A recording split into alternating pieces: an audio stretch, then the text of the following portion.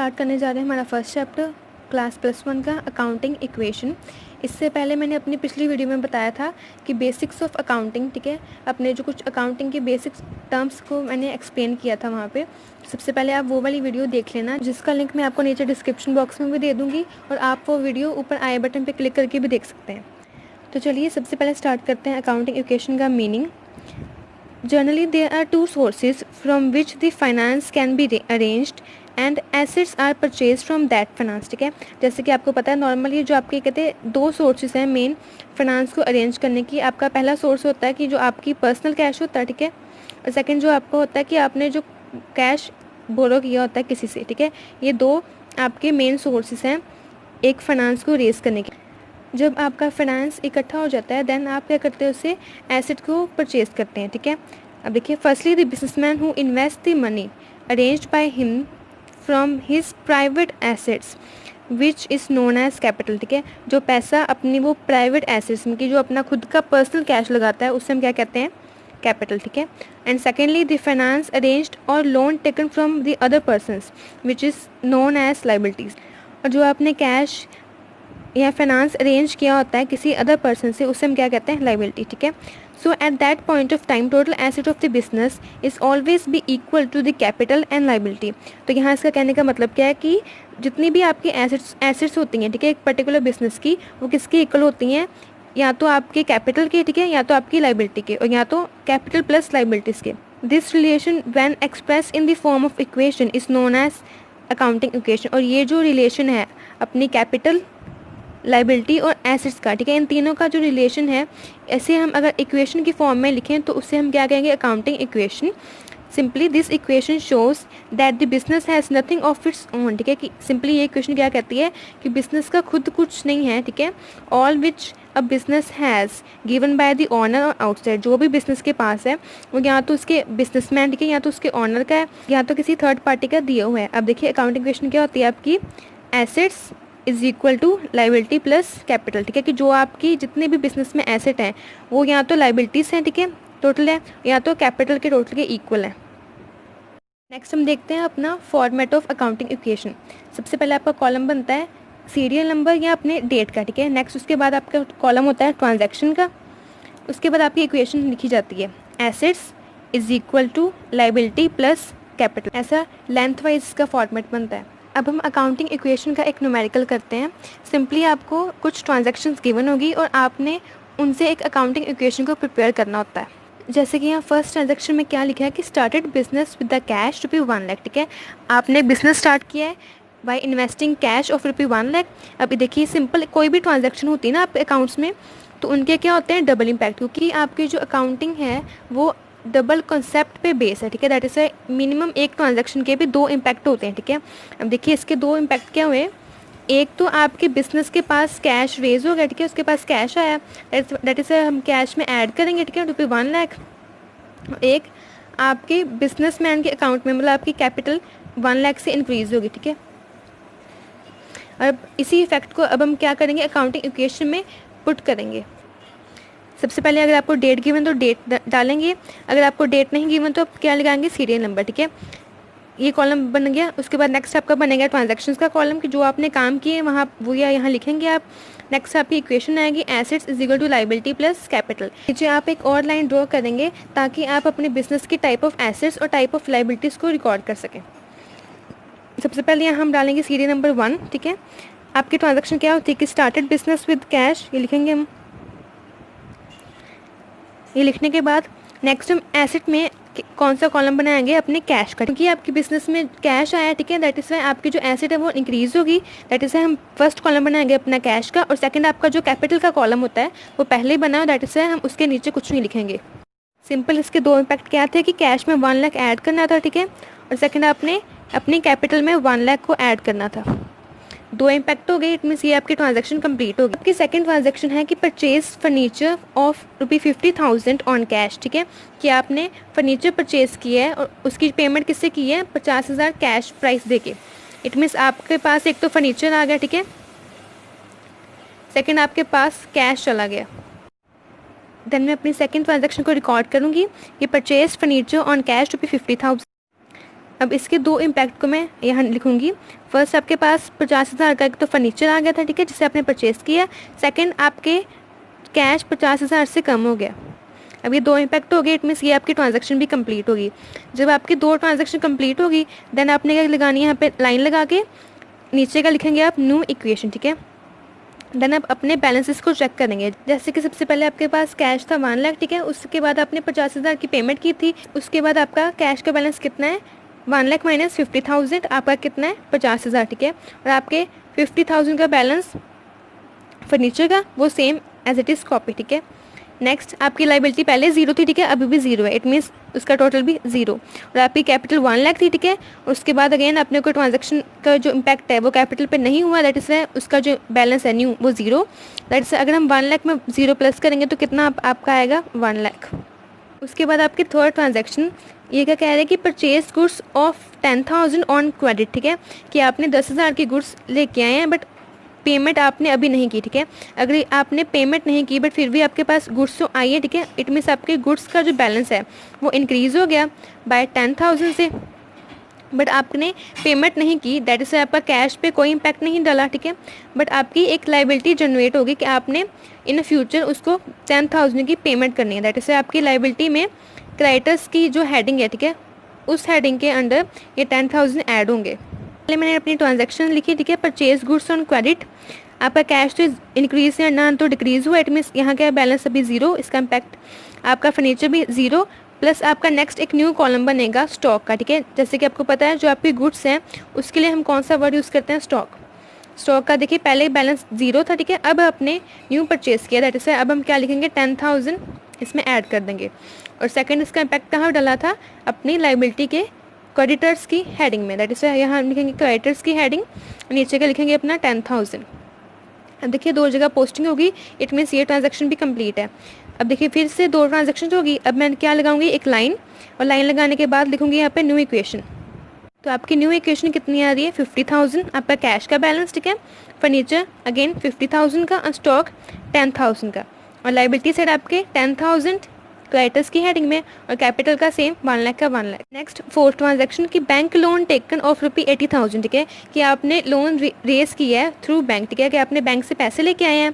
First आपकी impact क्या हो गया कि आपके कैश इंक्रीज हो गया 80,000 से, और सेकंड आपकी अगेन लाइबिलिटी जनरेट होगी कि आपने बैंक वालों को पैसे देने हैं इन अ फ्यूचर। तो आपकी लाइबिलिटी साइड में हेडिंग क्या डलेगी, बैंक लोन 80,000, यहाँ आपकी इंक्रीज हो जाएगी। अगेन हम क्या लिखेंगे अपनी फोर्थ ट्रांजैक्शन कि बैंक लोन टेकन, ठीक है, उसके दो इम्पैक्ट क्या थे कि आपके पास एक तो कैश इंक्रीज हो गया 80,000 के साथ, वो मैंने ऐड कर दिया, ठीक है, बाकी बैलेंस है 0, और साथ ही साथ आपका जो है एक लाइबिलिटी जनरेट होगी एक और बैंक लोन, और उसके कॉलम के नीचे मैं क्या लिखूंगी 80,000। तो आपकी न्यू इक्वेशन क्या आ रही है, कैश का बैलेंस 1,30,000, फर्नीचर सेम 50 और स्टॉक भी सेम 10,000, क्रेडिटर सेम 10,000 के, और आपका बैंक लोन जो आपकी न्यू लाइबिलिटी थी 80,000 की, और आपकी कैपिटल सेम। जब भी आप न्यू इक्वेशन, ठीक है, बनाते हैं देन आपने चेक करना है कि आपके जो एसेट साइड का टोटल है वो is equal to liability plus capital होना चाहिए। जैसे कि यहाँ एसेट का टोटल कितना आ रहा है 1,90,000, यहाँ आपकी लाइबिलिटी प्लस कैपिटल का टोटल आ रहा है सेम 1,90,000। नेक्स्ट आपकी फिफ्थ ट्रांजैक्शन क्या है कि आपने सेल ऑफ गुड्स की हैं ऑन कैश पे 5,000 की, ऑन क्रेडिट 1,000 की, ठीक है। यहाँ आपने दो ट्रांजैक्शन की है। सबसे पहले हम देखेंगे सेल गुड्स ऑन कैश, कि अगर आपने सेल ऑफ गुड्स की है ऑन कैश बेसिस पे तो उनके दो इम्पैक्ट क्या हो गए कि एक तो आपके पास कैश इंक्रीज हो गया, ठीक है, 5,000 के साथ। सेकंड आपका जो गुड्स, ठीक है, जो आपका स्टॉक था, ठीक है, वो आपका डिक्रीज हो गया 5,000 के साथ। और सेकंड जो आपने सेल की थी ऑन क्रेडिट बेसिस पे 1,000 की, उनके दो इम्पैक्ट क्या होंगे कि एक तो आपके पास अगेन गुड्स आपकी जो स्टॉक है, ठीक है, वो डिक्रीज़ हो गया 1,000 के साथ, मतलब माइनस हो गया, बट आपके पास कैश तो नहीं आया, दैट इज आपकी एक एसेट इंक्रीज़ होगी जिसका नाम क्या है डेटर्स। डेटर्स कौन होते हैं कि जिनसे आपने अभी अपनी पेमेंट को कलेक्ट करना है, ठीक है, दैट इज ये आपकी इंक्रीज़ होगी ₹1,000 के साथ। सबसे पहले मैं अपनी ट्रांजैक्शन को लिखूंगी sale of goods on cash और क्रेडिट, ने दो इम्पैक्ट डालूंगी जो आपने सेल की थी कैश बेसिस पे, ठीक है, आपने 5,000 की सेल की थी कैश बेसिस पे, इट मीन्स आपका कैश इंक्रीज़ हो गया थ्रू 5,000 के साथ, और साथ ही साथ आपका जो स्टॉक है वो डिक्रीज़ हो गया ₹5,000 के साथ, ठीक है। ये आपके दो इम्पैक्ट हो गए। नेक्स्ट आपने जो सेल की थी ऑन क्रेडिट बेसिस पे, ठीक है, वो की थी आपने ₹1000 की। इट मीन्स उसका दो इम्पैक्ट क्या थे कि आपका अगेन 1000 का स्टॉक कम हो गया था। इट मीन्स 5 + 1 टोटल कितना आपका स्टॉक कम हो गया, 6000 का, ठीक है जी। और आपका जो 1000 थे वो आपने अभी कलेक्ट करने थे अपने कस्टमर से, दैट इज़ वो आपकी एसेट साइड में न्यू कॉलम बन गया डेटर्स का। उसके बाद आपकी न्यू इक्वेशन क्या आ रही है, कैश का बैलेंस है 1,35,000, ठीक है, आपके फर्नीचर का 50,000, stock 4,000 and debtors 1,000, creditors 10,000 same, bank loan 80,000 same and capital 1 lakh same. तो आपकी ट्रांजैक्शन है कि आपने रीपेड किया है बैंक लोन को, ठीक है, कि आपने जो बैंक से लोन लिया था पहले यहाँ वो अभी आपने रीपे किया है, ठीक है, बट रीपे की कितना किया है, ओनली ₹50,000, ठीक है। पहले 80 का लोन लिया था, देन उसमें से 50,000 आपने बैंक को वापस कर दिया अभी। तो इसके दो इम्पैक्ट क्या हुए, एक तो आपका 50,000 कैश कम हो गया, ठीक है, क्योंकि आपने पेमेंट की है। सेकेंड आपकी जो लाइबिलिटी थी, ठीक है, वो आपकी 50,000 से कम हो गई। सबसे पहले मैंने अपनी ट्रांजैक्शन को लिखा रीपेड बैंक लोन, ठीक है। इसके दो इम्पैक्ट क्या थे, एक तो आपका कैश डिक्रीज़ हो गया 50,000 से, वो मैंने माइनस कर दिया कैश के कॉलम में। सेकंड इसका इम्पैक्ट था कि आपकी जो लाइबिलिटी थी 80,000 की, उसमें से अभी 50,000 आपने पे कर दिए, दैट इज उसको मैंने अभी डिक्रीज़ कर दिया -50,000। उसके बाद आपकी लास्ट फाइनल इक्वेशन क्या आ रही है, कैश का बैलेंस 85,000, ठीक है, फर्नीचर 50,000, आपका स्टॉक 4,000, डेटर्स 1,000, आपका जो क्रेडिटर्स है लाइबिलिटी साइड 10,000, बैंक लोन का बैलेंस 30,000 एंड लास्ट आपकी कैपिटल 1 लाख, ठीक है। अब चेक करेंगे इसको, आपका जितना भी एसेट साइड जितना भी टोटल है वो आ रहा है 1,40,000, सेम लाइबिलिटी प्लस कैपिटल को ऐड करके भी आपका 1,40,000 आ रहा है। इट मीन्स आपका जो न्यूमेरिकल है वो सही है। न्यूमेरिकल से हमें क्या क्लियर होता है कि आपके बिजनेस में जितनी भी आपकी अलग अलग टाइप की एसेट्स हैं, ठीक है, वो किसका टोटल है, लाइबिलिटी प्लस कैपिटल का, ठीक है। या तो वो आपकी पर्सनल कैपिटल से जनरेट हुई हैं या तो आपकी लाइबिलिटी से जनरेट हुई हैं, नहीं तो इन दोनों के टोटल से। सिंपली अकाउंटिंग इक्वेशन में आपको पर्टिकुलर ट्रांजैक्शंस के इम्पैक्ट को, ठीक है, पोस्ट करना होता है। जैसे कि सबसे पहले आपकी ट्रांजैक्शन थी कि started business with the cash of ₹1 lakh, ठीक है, कि आपने बिजनेस स्टार्ट किया था कैश के साथ 1 लाख अमाउंट के साथ। एक तो आपके बिजनेस में कैश एसेट इंक्रीज होगी, उसका मैंने कॉलम बनाया, कॉलम के नीचे मैंने 1 लाख लिखा, ठीक है। नेक्स्ट आपकी जो कैपिटल है, जो बिजनेसमैन की कैपिटल होती है, वहाँ भी 1 लाख की अमाउंट सेम आपकी इंक्रीज होगी। उसके बाद नेक्स्ट आपने ट्रांजैक्शन की थी कि आपने परचेज किया था furniture on cash to be 50,000। इसका इम्पैक्ट क्या हुआ कि आपकी एसेट इंक्रीज होगी, ठीक है, आपकी बिजनेस की। आपका फर्नीचर का कॉलम बना और उसके नीचे मैंने क्या लिखा, ₹50,000, ठीक है। और साथ ही इसका दूसरा इम्पैक्ट क्या था कि आपकी पॉकेट में से 50,000 का जो कैश है वो कम हो गया। दो इम्पैक्ट हो गए, ठीक है। एक ट्रांजेक्शन के बाद अगेन दो ट्रांजेक्शन कंप्लीट होगी, देन मैंने क्या लगाई, नीचे एक लाइन लगाई। लाइन लगाने के बाद मैंने क्या किया, अपनी न्यू इक्वेशन है जिसे हम कहते हैं अपनी फर्स्ट इक्वेशन, वो कैलकुलेट की।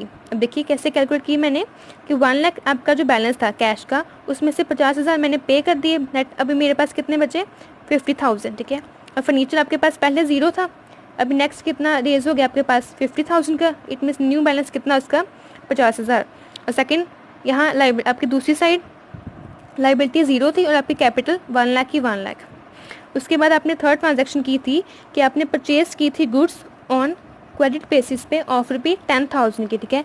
इट मीन्स आपने 10,000 का स्टॉक तो ले आए आप अपने बिजनेस में, बट उसकी पेमेंट नहीं की। तो इट मीन्स उसका जो इम्पैक्ट है वो आपकी पॉकेट में की है, जो आपकी कैश में नहीं हुआ, डेट से आपका कैश का बैलेंस कितना है, 0। उसके बाद आपके पास बिजनेस में स्टॉक आया, दैट इज हम स्टॉक का कॉलम बनाएंगे नेक्स्ट, और स्टॉक के कॉलम में नीचे क्या लिखेंगे, अपनी ₹10,000, ठीक है। और इसका दूसरा इम्पैक्ट क्या डला, इट मीन्स आपने इन फ्यूचर पेमेंट करनी है, ठीक है। दैट इज ये आपकी लाइबिलिटी साइड में क्रेडिटर्स का हेडिंग बन गया और क्रेडिटर्स के हेडिंग में आपने 10,000 ऐड कर दिए, ठीक है जी। ये दो इम्पैक्ट हो गए। दो इम्पैक्ट डालने के बाद अगेन आपकी दो ट्रांजेक्शन होगी। नेक्स्ट अब क्या लगाऊंगी मैं, लाइन लगा के अपनी स्टार्ट करूंगी न्यू इक्वेशन। कैश का बैलेंस कितना आपका ना तो इंक्रीज हुआ ना तो डिक्रीज हुआ, इट मीन्स आपका same 50,000, same as a furniture भी आपका सेम ही है 50,000 का। नेक्स्ट आपका जो स्टॉक है वो इंक्रीज हो गया ₹10,000 के साथ, ठीक है। और आपकी लाइबिलिटी एक तो जनरेट होगी ₹10,000 के साथ और आपकी कैपिटल सेम 1 लाख की 1 लाख। उसके बाद आपकी नेक्स्ट ट्रांजैक्शन की थी कि taken a bank loan of ₹80,000। It means आपके पास एक तो 80,000 कैश में आ गया, दैट इज वाई मैंने अपने कैश में इंक्रीज कर दिया। और सेकंड इसका इम्पैक्ट क्या डला, आपकी लाइबिलिटी जनरेट होगी कि आपने 80,000 अपने बैंक को पे करने हैं, दैट इज वाई मैंने अपनी लाइबिलिटी साइड में न्यू कॉलम बनाया बैंक लोन, उसके नीचे क्या लिखा, अपनी लाइबिलिटी 80,000। अगेन 2 इम्पैक्ट हो गए। अब मैं क्या लगाऊंगी, इसकी लाइन लगा के उसके बाद निकालूंगी न्यू इक्वेशन। वो कितनी आ रही है, कैश मेरा इंक्रीज़ हुआ, दैट इज उसका बैलेंस चेंज हो गया 1,30,000। फर्नीचर सेम, स्टॉक सेम आपका 10,000 के साथ, लाइबिलिटी जो आपकी क्रेडिटर्स थी वो सेम, और आपका जो बैंक लोन था वो 80,000 न्यू जनरेट हुआ, और आपकी जो कैपिटल है वो 1 लाख की 1 लाख सेम। उसके बाद मैंने नेक्स्ट ट्रांजैक्शन की थी कि sale of goods on cash ₹5,000 and on credit ₹1,000, ठीक है। टोटल आपने जो सेल की थी वो की थी 6,000 की, ठीक है। इट मीन्स आपके जो बिजनेस है उसमें से 6,000 का माल तो गया, दैट इज से सीधा मैंने 6,000 अपना स्टॉक में से डिक्रीज माइनस कर दिया। बट उसमें से सिर्फ आपने 5,000 की जो सेल की थी वो की थी कैश बेसिस पे। इट मीन्स आपको सेल के टाइम पे सिर्फ कैश जो मिला है वो कितना मिला है, 5,000 का। दैट इज मैं अपने कैश के बैलेंस में 5,000 ऐड कर दिए, ठीक है। और आपके जो 1,000 जो आपका बैलेंस था वो अभी आपको नहीं मिला, बट इन फ्यूचर मिलना है, दैट इज आपकी एसेट इंक्रीज होगी। और नेक्स्ट हेडिंग क्या बनेगी, डेटर्स। उसके कॉलम में क्या लिखूंगी मैं, ₹1,000। अगेन लाइन लगा के निकालूंगी अपनी मैं न्यू इक्वेशन, जो कि आपकी आ रही है 1,35,000 कैश का बैलेंस, फर्नीचर 50 सेम, और आपका स्टॉक डिक्रीज हुआ, ठीक है। तो उसका न्यू बैलेंस कितना है, ₹4,000। और आपकी जो डेटर्स हैं ये भी इंक्रीज हो गए ₹1,000।